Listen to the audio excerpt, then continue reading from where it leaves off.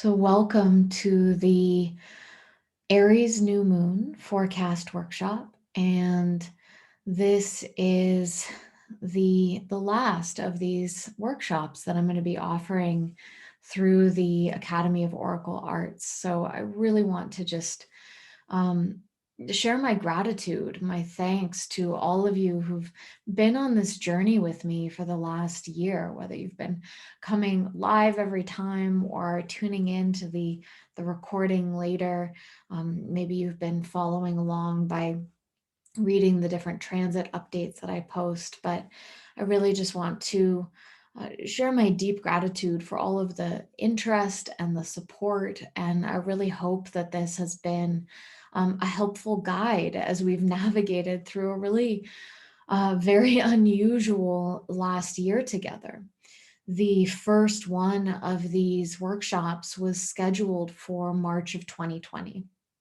And when we had the idea to do the workshops and I chose that time to start, it felt fitting to, begin with the Aries new moon at that time because um, Aries is seen to begin the zodiac.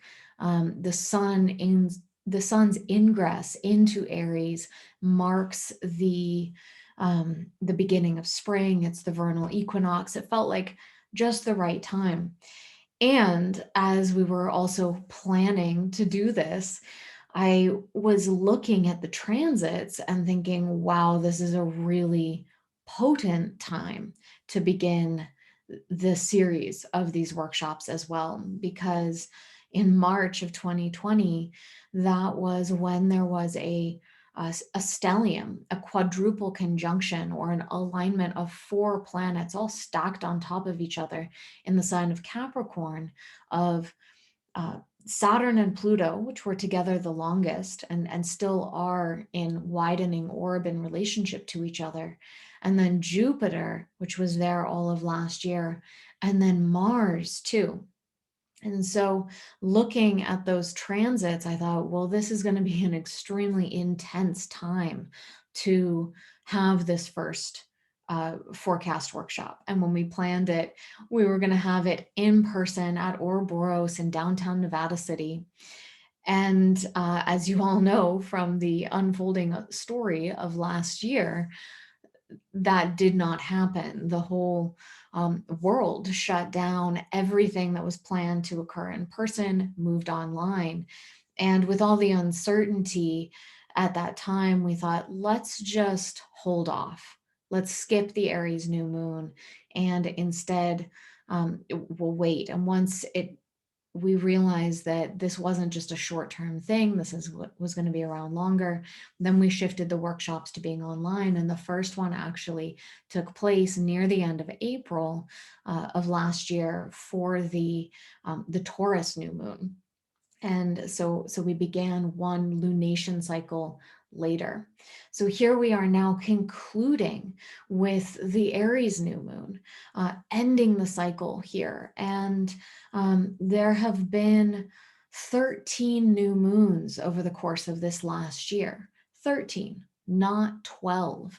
The lunar cycle is shorter than the solar cycle and the number of 12 months that we divide the solar year into. And so when we actually look back on this last year together, these 13 new moons, there's been one for each sign except one sign. Maybe some of you remember which one sign that was last year. It was Cancer. There was a second new moon in Cancer. And when you have 2 new moons in one sign, the second one is called a black moon. If you have 2 full moons in one sign, the second full moon is called a blue moon, which is a little bit more well-known of a phrase. So we began this whole workshop journey with the Taurus new moon, Gemini new moon, Cancer new moon, and then the Cancer black moon. And after that point, we stopped having the full lunation cycle from new moon through full to the next new moon taking place all in one sign. And so instead of being able to simply refer to the Taurus lunation, the Gemini lunation, suddenly it was the Cancer Leo lunation or the Leo Virgo lunation. Because the sun moving through the particular sign was overlapping in a off kilter. It wasn't quite lining up with the lunar cycle. And so here we are now concluding the Aries new moon, but it's really the Aries Taurus lunation cycle, because the sun is going to ingress into Taurus just a week into this lunation cycle. And so the rest of the cycle will play out within Taurus and the fixed signs. So because this is the last one of these workshops, I did just want to briefly review the last year and to acknowledge the extraordinary set of transits we've been through. So as I mentioned, we had the Jupiter, Saturn, Pluto triple conjunction in the sky through all of 2020.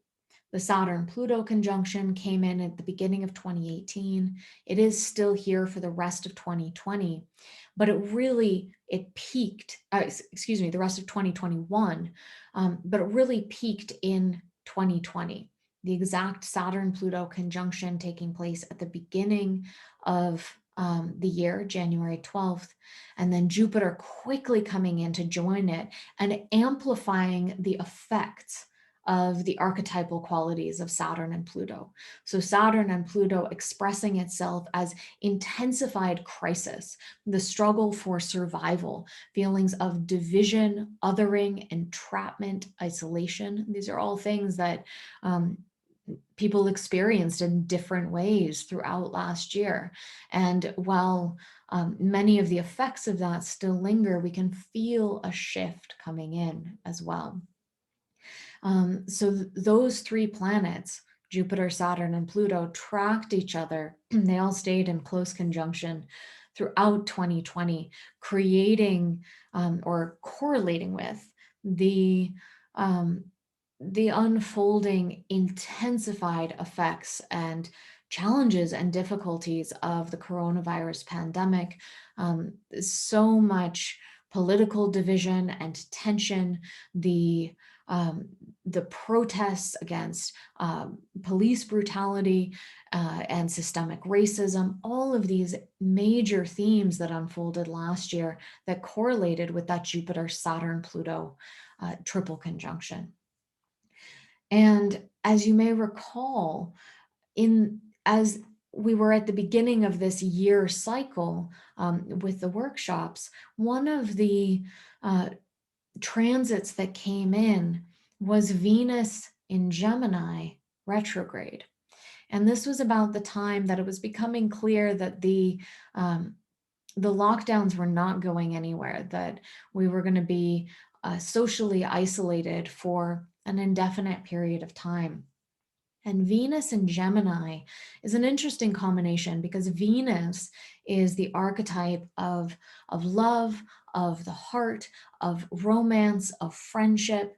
It's how we show love, how we express affection for others, for our beloveds.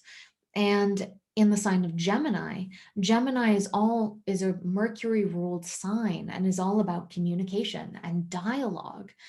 And in Venus's long sojourn in Gemini, going retrograde for 40 days, so spending a long time in that sign, we saw how all of these loving connections, unless you were with the people in your home isolated with you, all of these connections had to be maintained through communication on the phone, over Zoom, via email or text message. It all was translated into mercurial form.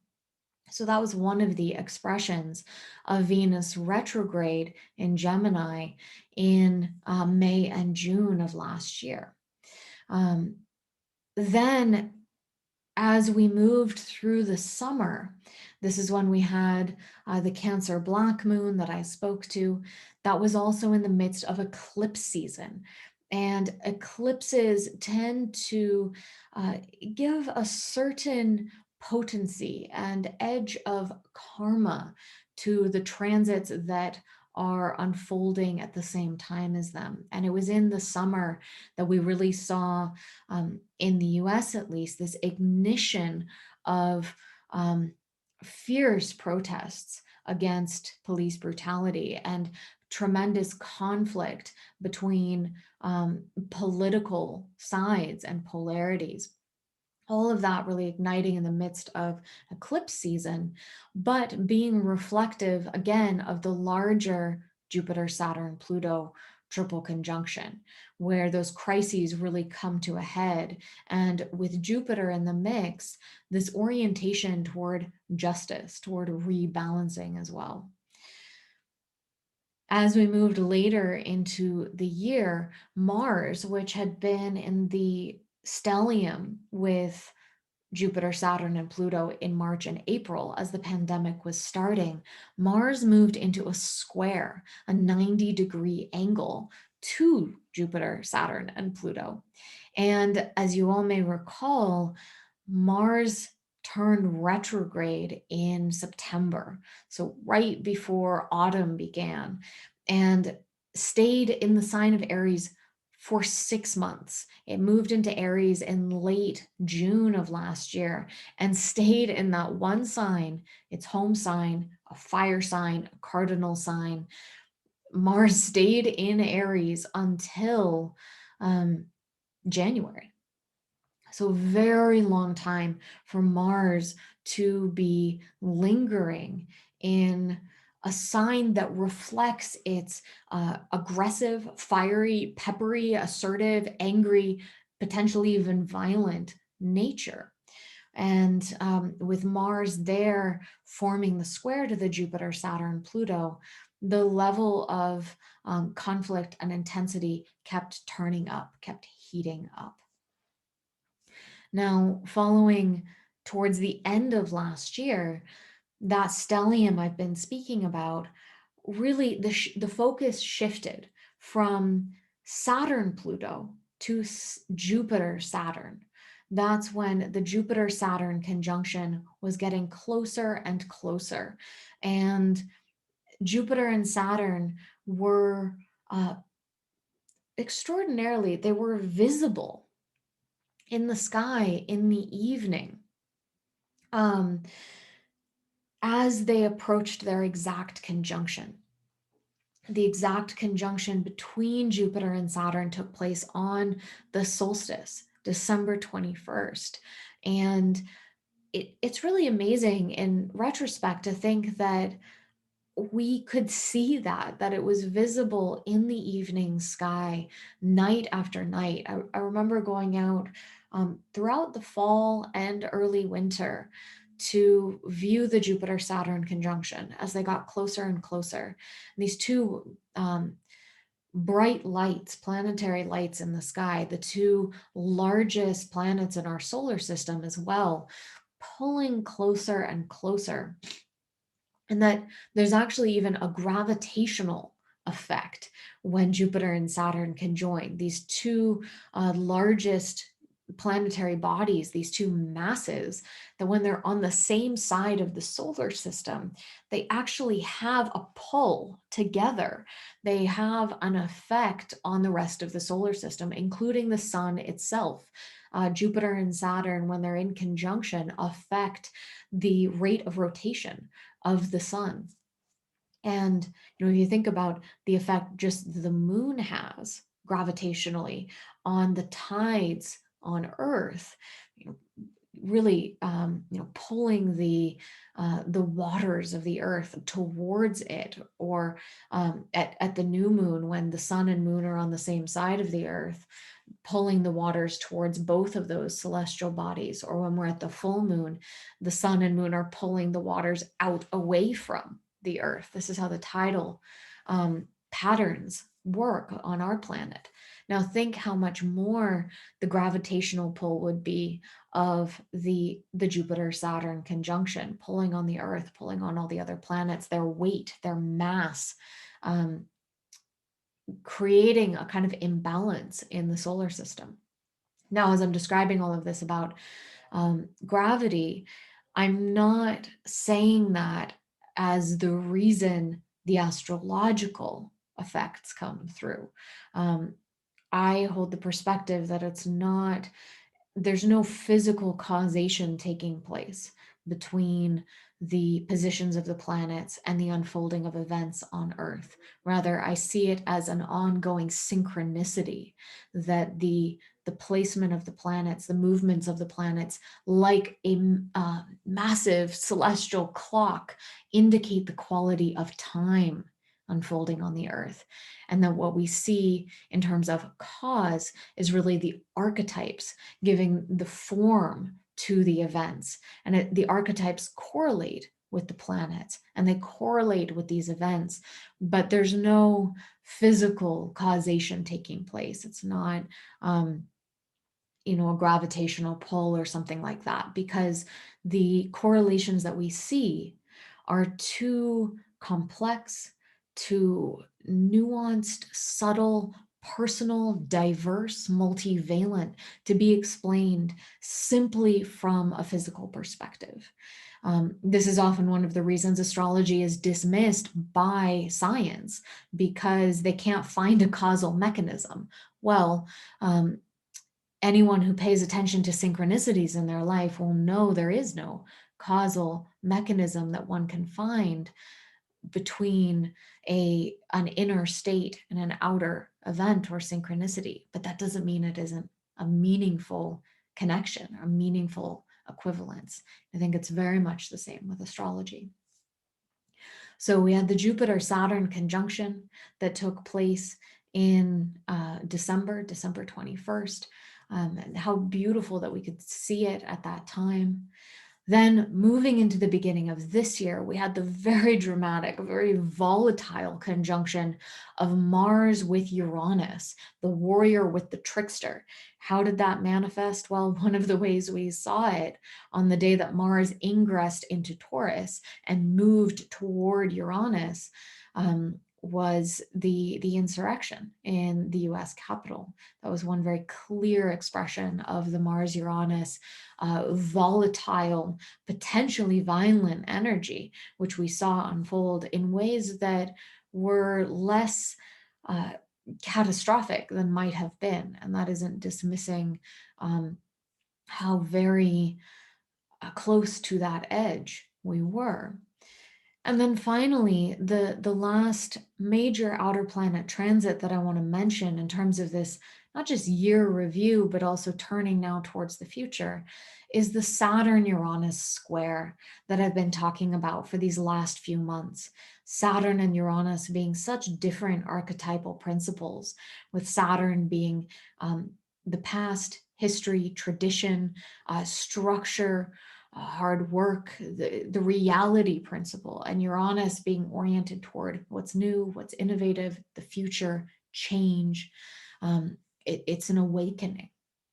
And speaking of the insurrection on January 6th, I was very struck by a phrase that at the US presidential inauguration on January 20th, that Amy Klobuchar said.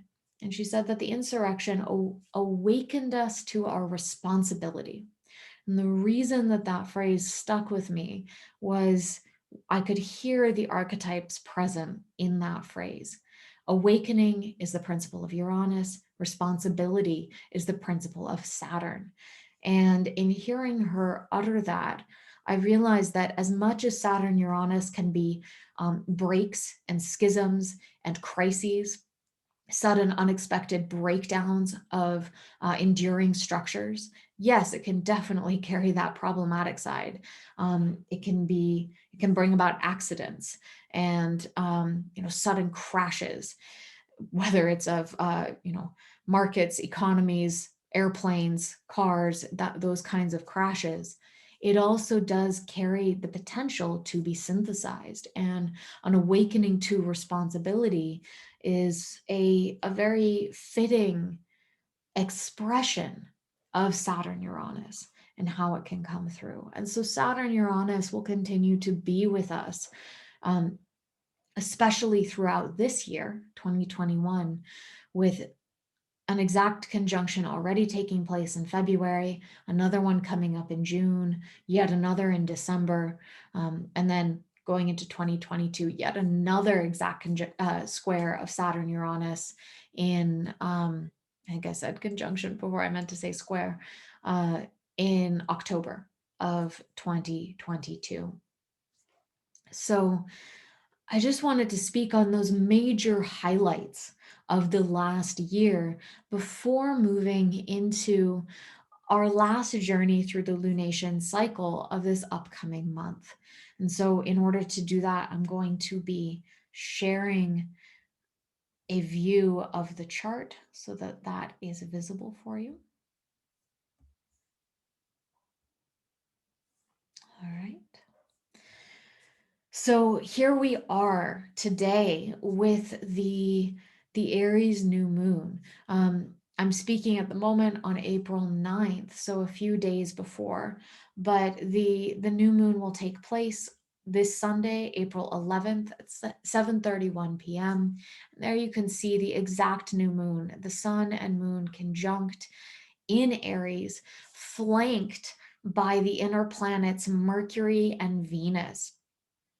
And one thing that is significant about the new moon that's taking place on Sunday, and I think we can already feel these archetypal qualities coming through, is that on that same day that the sun and moon make their exact conjunction, we also have Venus in Aries forming a 90-degree square to Pluto in Capricorn.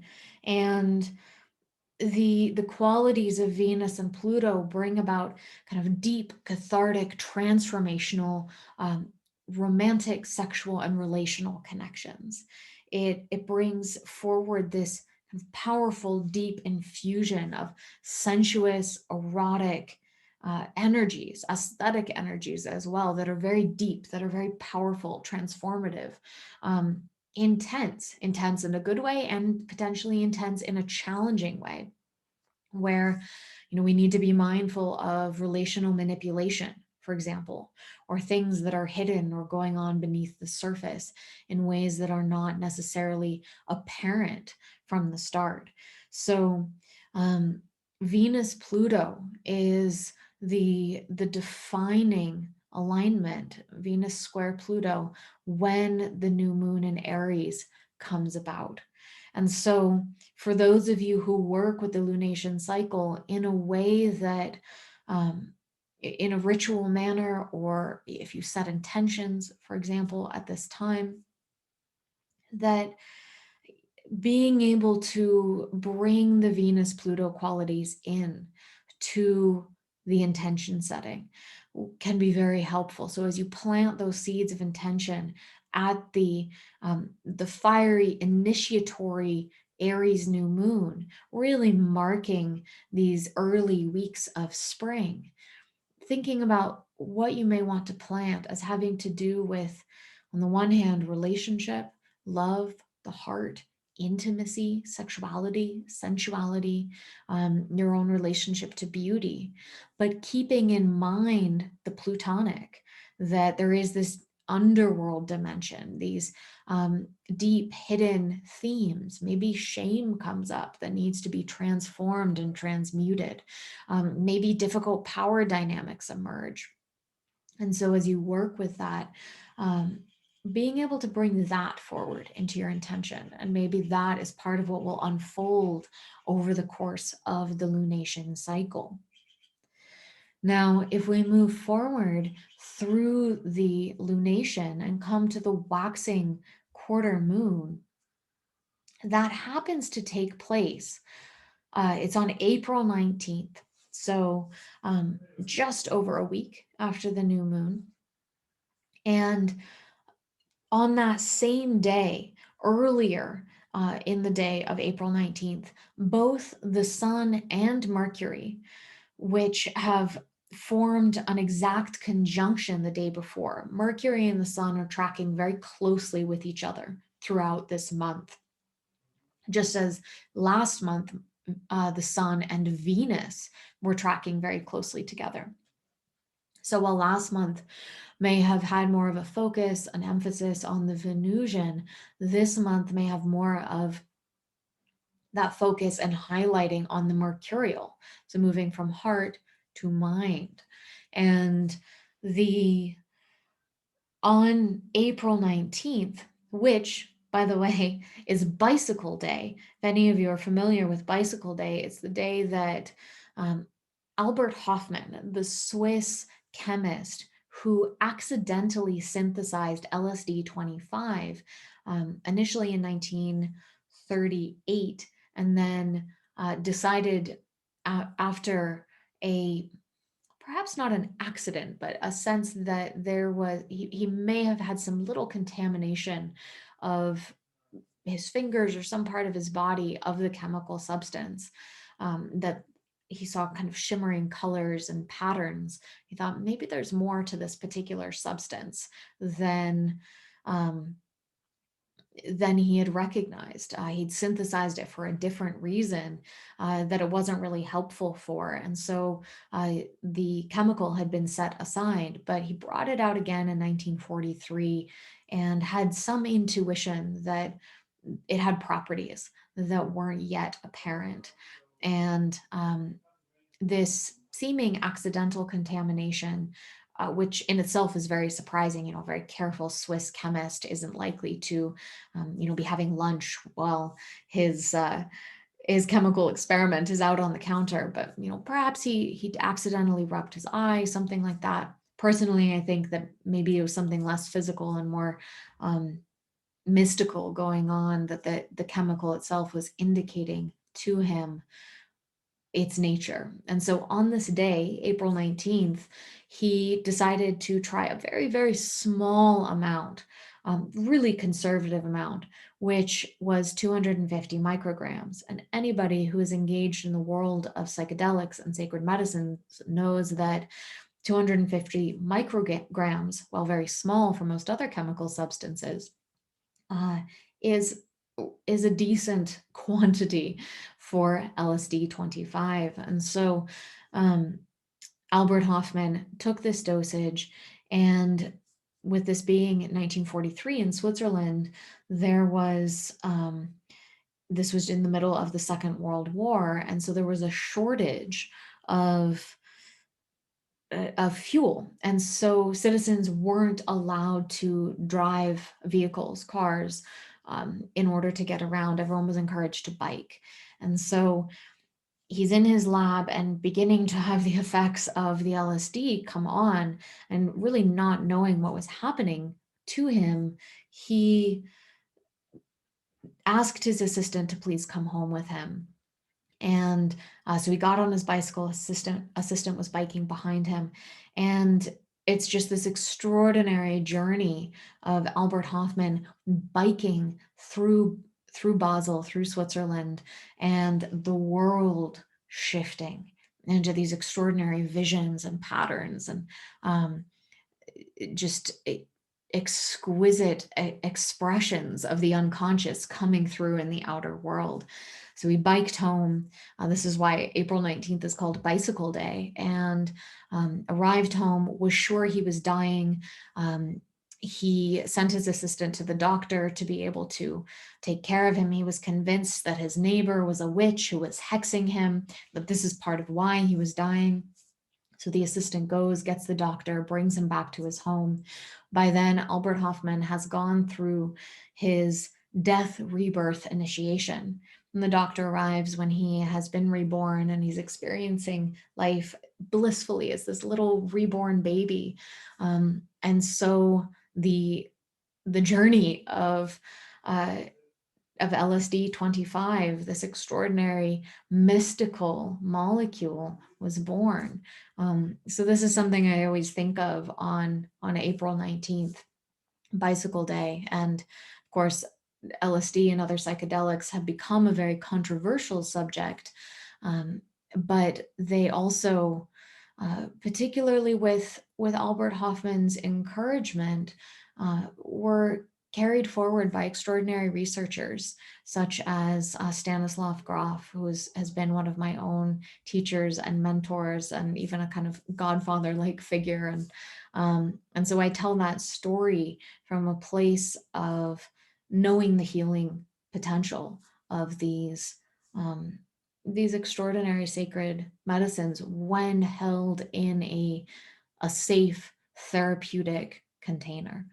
Um, so April 19th of this year, the sun and Mercury will ingress into Taurus. And just as they make it into that sign, the moon enters into Leo and forms the waxing square. So it takes place, interestingly, at Pacific time, a minute before midnight from April 19th to April 20th, that the exact uh, sun moon square takes place. And really, it's kind of like this opening of the of the sun's sojourn. It's traveling through Taurus. And as you can see from this chart, there is a stack up of planets in Taurus that will all be moving together through this sign. I've really been feeling, last month for this, the workshop, I came in and shared about how the um, I was out for a walk thinking that, spring is here. We're at the end of Pisces season, moving into Aries season. And, little leaves were just starting to come out. And then this snowstorm came in and made it clear that winter is not yet over. And now here we are a month later, and spring is most definitely here. It's warm, but not hot. And everything is green, and the earliest flowers are coming out. There are fruit trees that are just laden with thick, beautiful blossoms. And I know that there are many more to come in the following weeks. The cherries and the plums and all of that are in full bloom. We have yet to see the dogwoods, those beautiful, almost elven white flowers.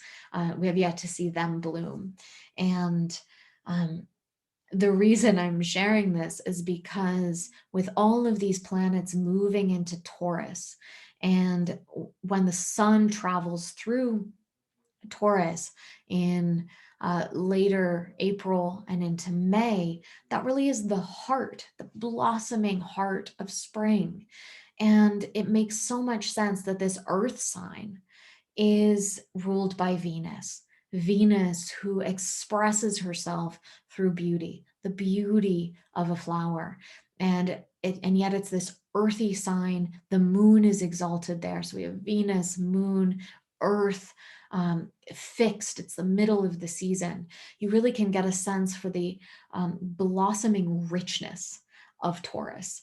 And so we'll have not just the sun, but also Mercury and Venus, and of course Uranus in this sign. And after I've moved through the stages of the lunation cycle, I'll be sharing some of the key dates for the Sun Mercury conjunction, the Mercury Venus conjunction, the Mercury Venus Uranus conjunction, just so you have a sense of that rhythm as these planets all move through the sign of Taurus.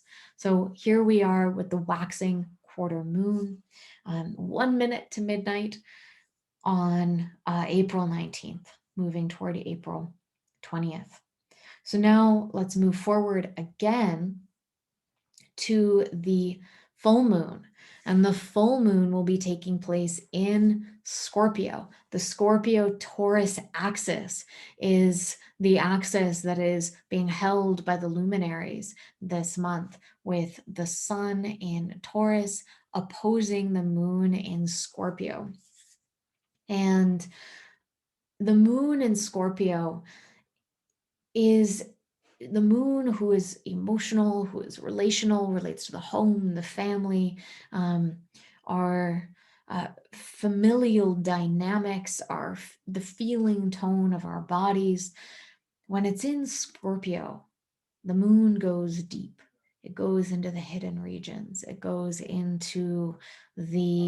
um, into the dark depths. The moon in Scorpio can be possessive. It can be obsessive. It can have deep emotional needs, primal needs. And this is not a superficial emotional full moon. This is a full moon that is illuminating the dark reaches of being. And so it's very rich. It's very juicy, tasty, underworld like in the wet grottos of Scorpio's realm. And what's interesting too about this full moon, as you can see, the moon is opposing the sun, and then as it moves forward over the next several hours through Scorpio, it'll oppose Uranus and then Venus and then Mercury. And the moon, and square Saturn actually. And the moon traditionally was said to be the communicator of influences. Now remember, as I just said, the moon is our emotions, it's our feelings, it's our embodied state. And the moon is also the closest celestial body to us here on Earth. It symbolizes home. But really, I think part of why the moon symbolizes home, besides its maternal, and also why it carries this kind of maternal nature, is because the moon and the Earth are a binary system. They're intimately interconnected. And so our relationship to the Earth, to our home, to the mother who gives rise to our being, that archetypal quality is connected to the earth and the moon. I've sometimes been asked as an astrologer, well, we look at the archetypes associated with all the other planets. What about the earth? What about the earth as planet? And I don't think that the earth has a singular archetype in the way that the other planets do. Rather, the earth is the focal point. As my father, Rick Tarnas, says, the earth is a moving center of meaning. And so, what we see here on this exquisite, beautiful, uh, life giving jewel of a planet is every archetype. This is the microcosm of the whole. And that when you look at the solar system and you see, there's the Mercurial archetype, there's the Venusian archetype, there's the Martian, the Jupiterian, the Saturnian, you see the pantheon spread out through the solar system. But we look here on Earth and we see the pantheon here too. And so this really is microcosm reflecting macrocosm and vice versa, this mirroring between the earth as archetypal pantheon and the full solar system as archetypal pantheon. And the moon as part of the binary system with the earth, it communicates most directly to our felt being. And so when the moon is in relationship to Saturn or Venus or Uranus or Mercury, it communicates the archetypal qualities of each one of those planets to our felt sense. Something that I've done in my own practice and something that I encourage my students to do, and I would encourage all of you to try this as well, is to take a week. You could do it longer, but a week can be enough to track the movements of the moon, both in relationship to the world transits and your personal transits. And there's a few different ways you can do this. You can look at the transits in the morning, go through your day, make note of the feelings, the emotions that are present, and then look again at the end of the day. Does the moon's relationship, its aspectual relationship to different planets, correlate with those feelings you were having? When the moon was in alignment with Saturn, were you feeling more serious or sad or heavy, or kind of carrying a weight of maturity. When the moon was in alignment with Pluto, were you feeling more of a depth and an intensity and a kind of powerful extremity of emotion? And the moon is with Uranus. Do you feel more light and playful and precocious, youthful and adolescent? Um, when the moon is with Venus, do you feel that sweetness and love and gentleness and beautifully caring capacity? And the amazing thing that I've found in my own practice, that I found through others doing this as well, is how extremely accurate the moon's movement is to whatever our emotional experience is that's unfolding. It's just this constantly shifting and yet ever reflective mirror of our direct experience. So that's something, if it isn't part of your practice already, I would highly encourage exploring and at least doing it at these quadrature points in the lunation cycle: the new moon, the waxing quarter, the full moon, the waning quarter, and so forth. So these are um, this is the depiction of the Scorpio full moon.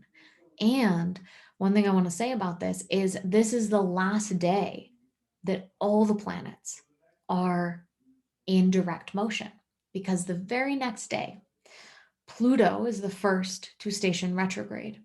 And Pluto, like all the outer planets, spends half the year retrograde. So it's not necessarily, it doesn't necessarily carry the same weight or meaning as when Venus or Mercury or Mars is retrograde, where these are more rare and unusual occurrences. This is half the year that we see the outer planets retrograde.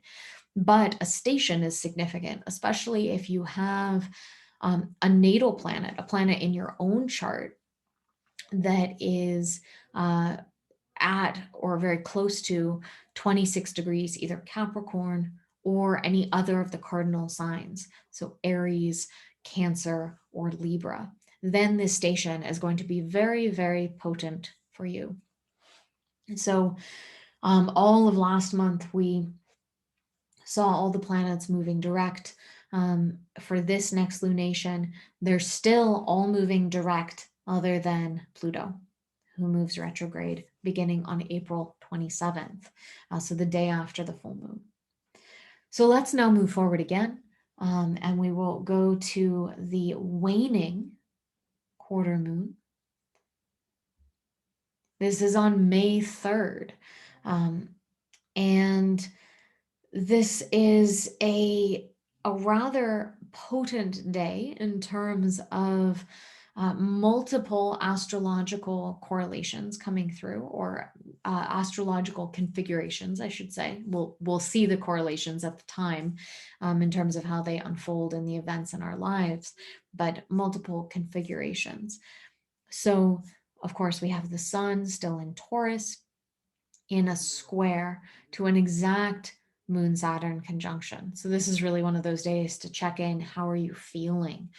Because this might feel heavier, and the moon will be square to Uranus as well. So there may be emotionally a bit of tension there between the moon. Saturn wants to be more introverted, more introspective, the impulse to go into a quiet, isolated space and really kind of being nurtured in a quiet container. Otherwise, we can feel kind of down or overwhelmed. And especially with the square angle to the sun, that overall can just kind of bring, the sun square Saturn, really kind of feel heavy or constricted, constrained. So on this day of the waning quarter moon, really try and take care of yourself emotionally.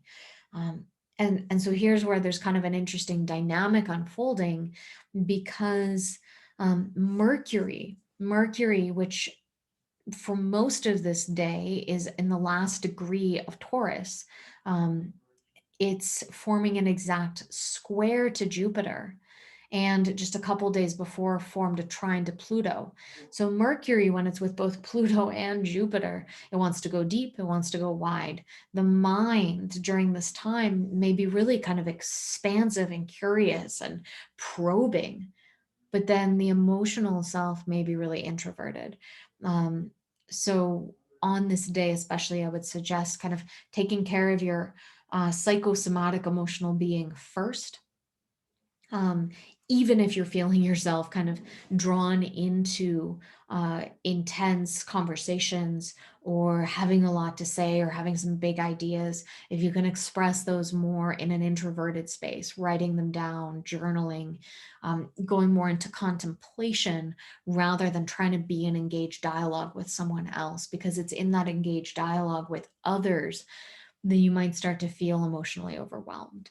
Um, and then to conclude the many things happening on this day, Mercury then moves into its home sign. It ingresses into Gemini by the end of the day. So Mercury is welcome to its own domain. Gemini, the sign of the twins, is the sign of communion and conversation and dialogue and the back and forth of concepts and ideas, and very conversational. So that shift will take place at the end of that day, and then Mercury will be lingering in that sign for a few weeks. You can see how fast Mercury moves. It ingresses into Taurus at the waxing quarter moon. It ingresses into Gemini at the waning quarter moon. That's just 2 weeks apart. So you can see Mercury is a fast little zipping planet through the solar system, going round, round, round the sun. Sometimes I'll imagine Mercury as it orbits quickly around the sun as almost like this quill writing its way around the sun, telling the story over and over again. What is happening? Questioning, ideas, inquiry, learning, that fast-paced quill dancing its way around the sun. So then that's the waning quarter moon, and finally let us come to the new moon in Taurus. And this will take place on May 11th. So exactly 1 month after the Aries new moon. Significantly, it takes place exactly on the hour, 12 p.m. Pacific time, but right to the minute. And with this Taurus new moon, I think we're really, having it in mid-May, we're really going to feel the warming soil of spring, planting your new seeds of intention into that fertile Taurus soil, this earth sign.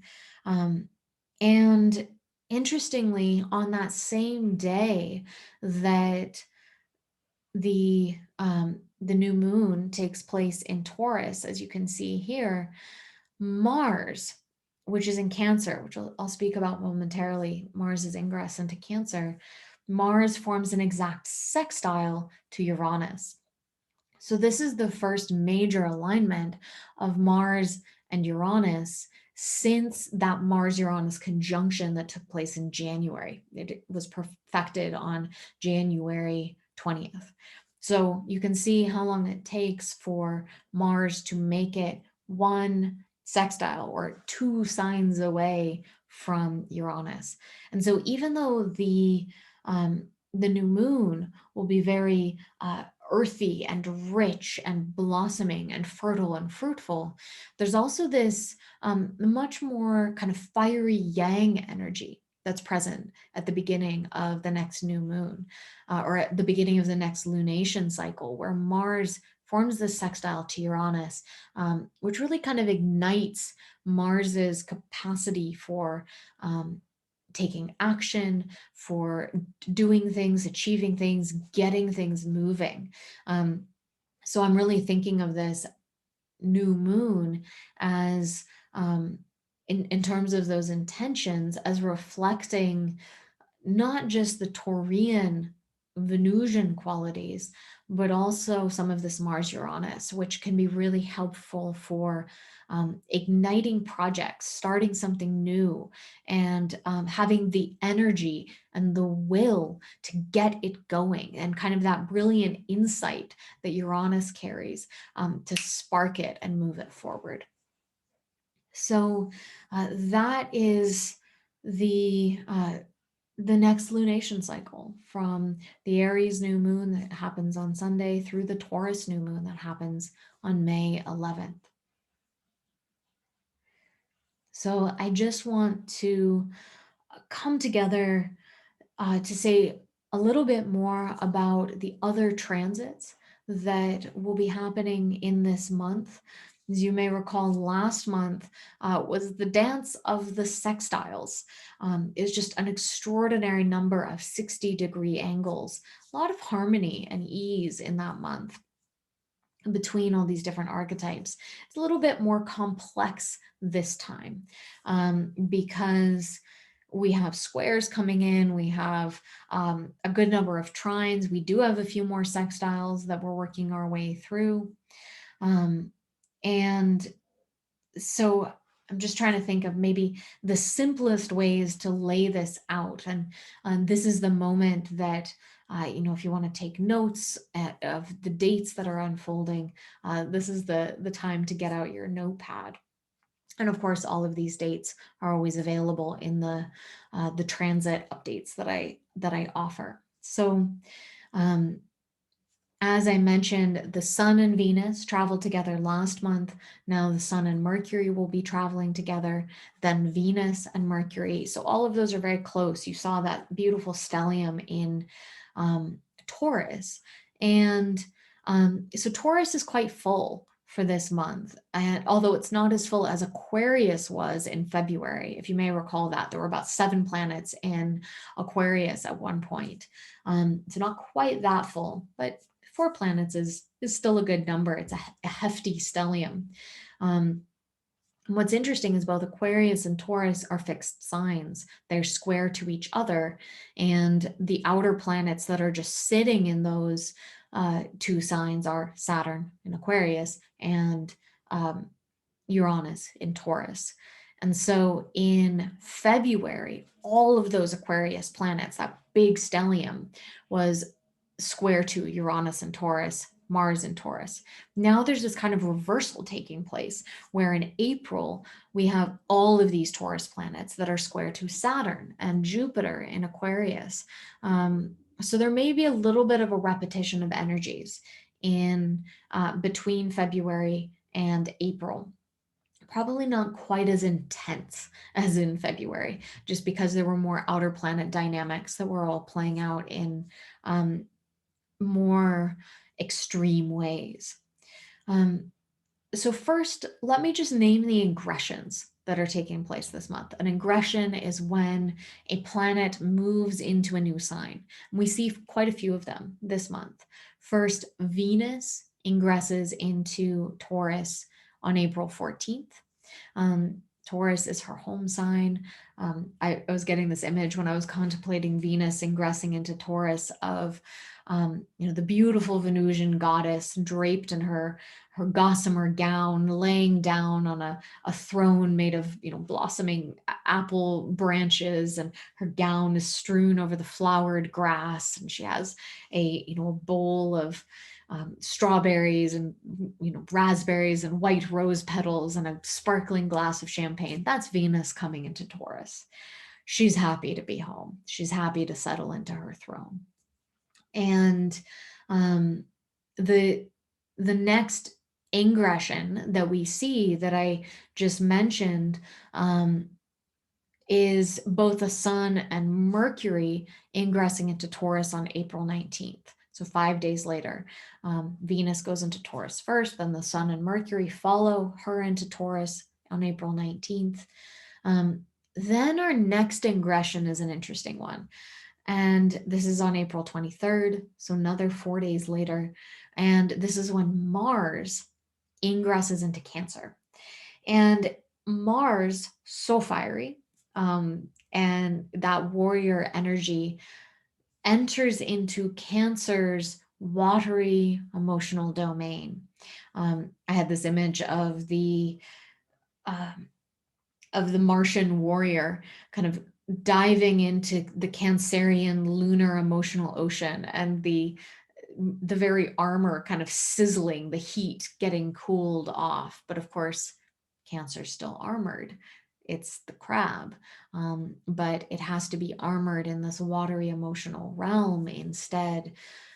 So Mars, if you think of Mars, say in Aries, its home sign, there's nothing inhibiting it. It's able to be direct, action oriented, assertive, aggressive, fiery, no problem.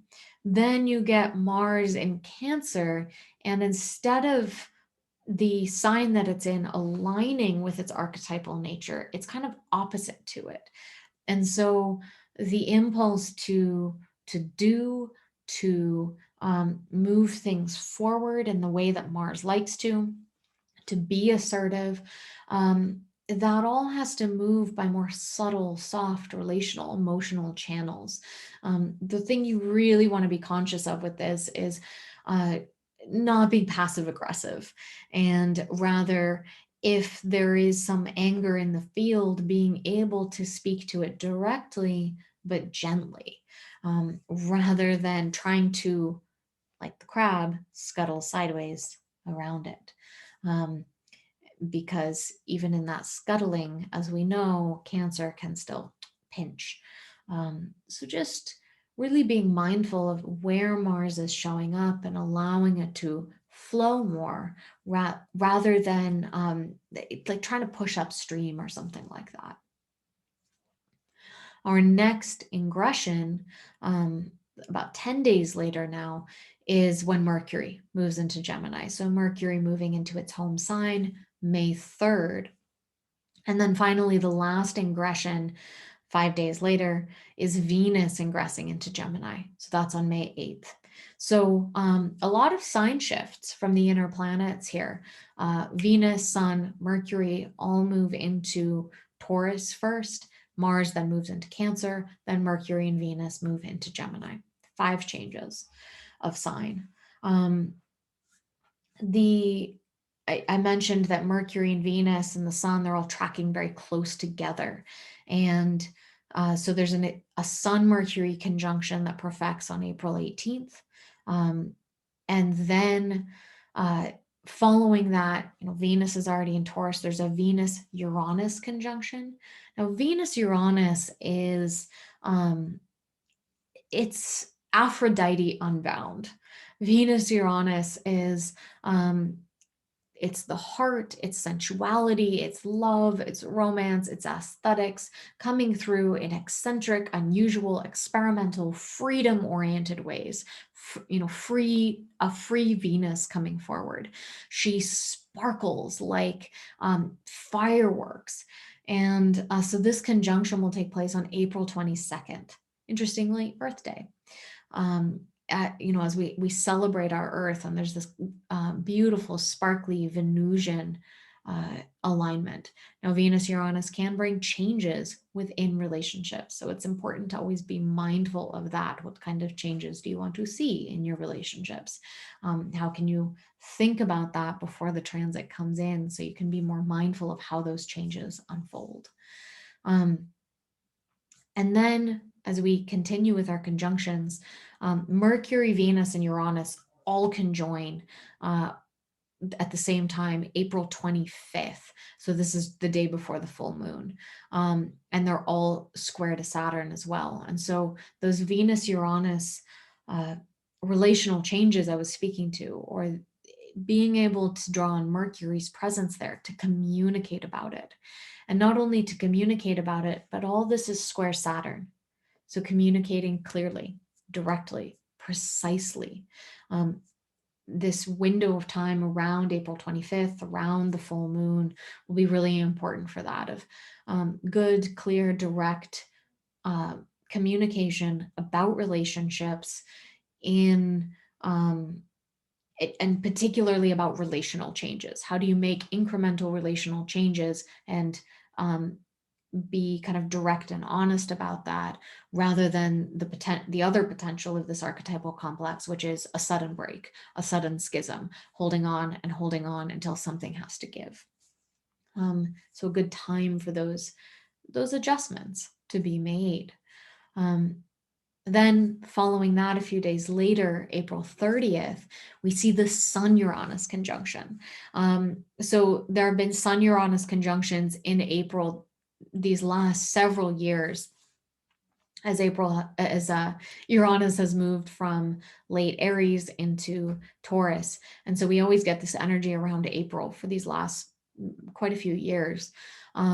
Sun-Uranus is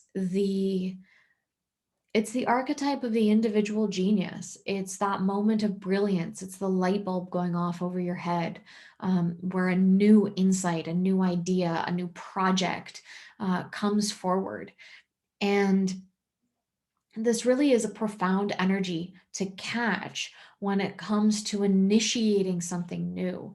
And let's say you've been stuck working on something and you need that breakthrough. The Sun-Uranus conjunction is the time to call in the breakthrough. So that will take place on April 30th. So that's a tour of some of the different transits that will be unfolding throughout this month.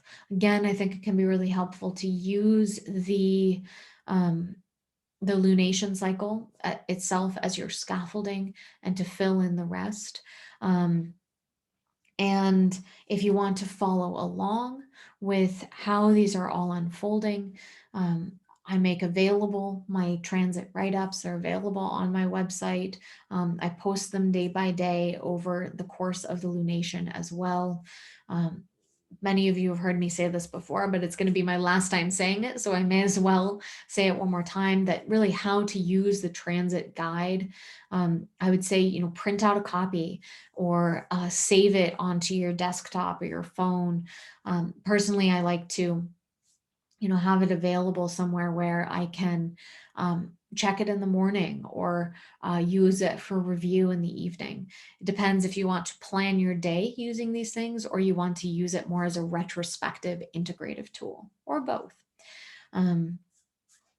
So because this is the last of these workshops, I did just want to glance forward at the year ahead.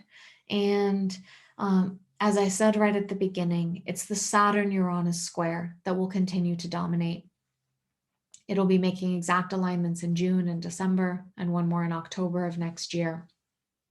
If you want to hear more about that Saturn-Uranus square, and have a little moment of self-promotion here, next week, next Thursday, I'm going to be offering a keynote presentation at an online astrology summit. The summit is called the Astrology of Awakening 2. There was a summit like this last year. So the Astrology of Awakening 2, and the subtitle is The Renewal of Hope. It's a conference with 20 women astrologers, and I'll be opening it up on Thursday, April 15th at 10 a.m. The conference is free. If you're interested, you can find the link to it on my website, which is beccatarnas.com. And I'm going to be presenting on Saturn-Uranus, on the archetypal complex. And the title of my keynote is Awakening to Responsibility, which I've taken from that phrase that I heard Amy Klobuchar say in January of this is a time of awakening to responsibility. So that's going to be really the dominant theme throughout this year in terms of outer planet transits. That's what's going to be holding us, and what we're going to have to continue moving with and adapting to, because it can bring up a lot of unexpected challenges, divisions, and schisms, but it also can allow us to revise and restructure and reimagine our systems, and we can bring about change and revolution in a way that is lasting, that is enduring. We can draw on ancient wisdom to innovate, and that's the extraordinary gift that Saturn Uranus can give us. Also, throughout this year, we're seeing the Saturn-Pluto conjunction close out. By December, it will have left the orb of influence for a conjunction that's 15 degrees. So finally, we will be seeing the end of the Saturn-Pluto conjunction that has correlated with such a challenging time, but such a deeply transformational time as well. I think it's really important not to forget the deep lessons that we've been taught by the Saturn-Pluto conjunction, that um, it's not all an evil, it's not all an ill. Rather, there are deep lessons to integrate, and we are more mature, we are wiser, we have a greater depth of experience because of that. And we are better equipped to face difficulties and challenges and crises that will inevitably come in the future. The other transit that I want to mention is that Jupiter, very soon actually, Jupiter will ingress into the sign of Pisces in May, just 3 days after the Taurus new moon. Jupiter traditionally is seen as the ruler of Pisces. Now, the modern ruler of Pisces is Neptune. Neptune also happens to be in Pisces right now. So the modern ruler and the traditional ruler of Pisces will both be in that sign. Jupiter just dips its toes into Pisces to start, entering in mid-May, kind of settling in for a little bit, and then returning to Aquarius in late July. Jupiter will stay in Aquarius until the end of the year. Really, like right up until the end. Jupiter comes back into Pisces on December 29th. But we get a little taste of Jupiter in Pisces, and that's an important taste. Not just a taste. When I say taste, think of like a taste like a hummingbird sipping that sweet nectar. When I say taste, I mean the most delicious honey wine you've ever tried. Jupiter belongs in Pisces. Jupiter is happy and can relax and expand and spread out in Pisces. And so when Jupiter enters back into Pisces on December 29th of this year, it will then move through the sign throughout 2022. And we will see a Jupiter-Neptune conjunction in 2022. Jupiter-Neptune is it's the grand cosmological vision. It's the celebration of the mystical, of the spiritual, of the numinous. It's the mountaintop view. Picture yourself standing at the top of a mountain, say in Switzerland, or in the Andes in South America, or the Himalayas, standing at those great heights, looking out over the breadth of the world and seeing the whole. What hope do you take from seeing from that grand place? Jupiter Neptune holds the potential for positive spiritual experiences, these exuberant, celebratory, mystical encounters, being able to dive into the waters of the imaginal, of fantasy, of the unconscious, and find gold there. That's Jupiter Neptune. And so that's what we have to look forward to next year. So, in conclusion, I just wanted to make a few announcements. One that I already mentioned is that I will be speaking at this Astrology of Awakening Summit. The summit begins on April 15th and it goes through the weekend. Really amazing women astrologers are speaking in this. I'm so excited. My best friend Laura Machete is also speaking in it. She'll be talking about archetypal astrology and shamanism on Saturday, April 17th. And there are so many other just beautiful speakers as well. I think it's going to be an amazing event. It's such an honor to be a part of it. I'll also say that my course on archetypal astrology, this introductory course, that I'm offering through the Academy of Oracle Arts. We decided we're going to have it launch on April 22nd in order to honor Earth Day and to catch those beautiful transits that are happening on April 22nd. But you can already register for it now. So you can either register through the Academy of Oracle Arts website, or I'll be making that link available on my own website. So if you're interested in either of these events or anything else that I'm doing in the future, known and unknown, you can find all of that at my website. It's beccatarnas.com. You can visit the events page where I try and post everything I'm doing so that you can keep up with that. Almost everything I do is offered for free or a very low cost. So really just wanting to encourage you to join and participate if you feel so called. And of course, I continue to offer astrological readings through archetypal prism, prism.com. And I use that term archetypal prism because the prism I see as it's the divine refraction of the unity of God, of the sacred, that divine white light, the refraction into the many rainbow colors of the archetype, the archetypal spectrum that we see coming through the planets. So that's why I call it archetypal prism. So thank you so much for listening to this, for participating in it. It's been such a pleasure to be able to bring these forecasts to you over the last year, and my heartfelt gratitude goes to all of you watching and listening and engaging in this.